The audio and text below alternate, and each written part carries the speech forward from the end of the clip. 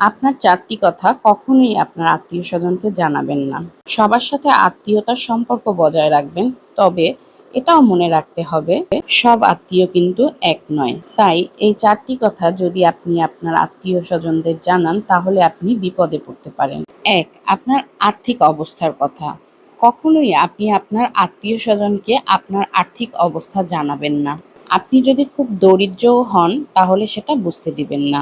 যদি তারা বুঝতে পারে আপনার কাছে টাকা পয়সা খুবই কম আছে তাহলে অনেক সময় আপনাকে তারা ছোট করে কথা বলবে কিংবা বিভিন্ন জায়গায় আপনার গুরুত্ব একেবারেই কমিয়ে দিবে।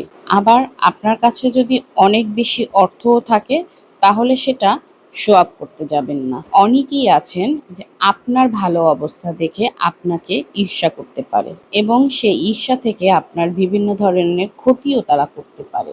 ২ নম্বর, স্বামী স্ত্রীর পারিবারিক কথা। আপনার এবং আপনার স্ত্রীর কিংবা আপনার এবং আপনার স্বামীর মধ্যকার কোনো গোপন কথা বাইরের কাউকে বলবেন না।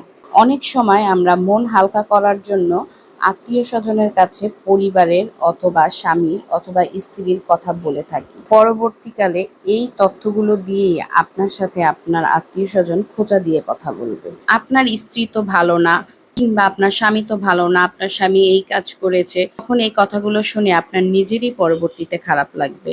তাই নিজেদের গোপন কথা কখনোই আত্মীয়স্বজনের কাছে বলবেন না।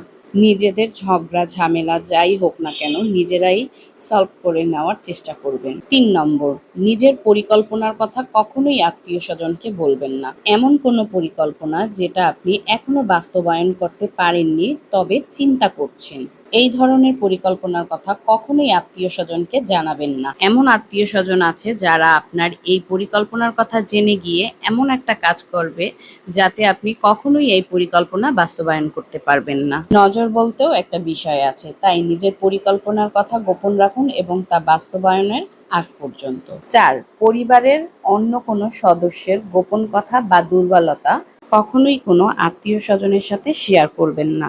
আজ হয়তো তাকে আপন ভেবে আপনার পরিবারের সদস্যের দুর্বলতার কথা তার কাছে বলছেন, পরবর্তীতে সেটা গোপন নাও থাকতে পারে। বরং কয়েক বছর পর কিংবা কয়েকদিন পর মোটামুটি আত্মীয়স্বজন বা এলাকাবাসী সবাই জেনে যেতে পারে।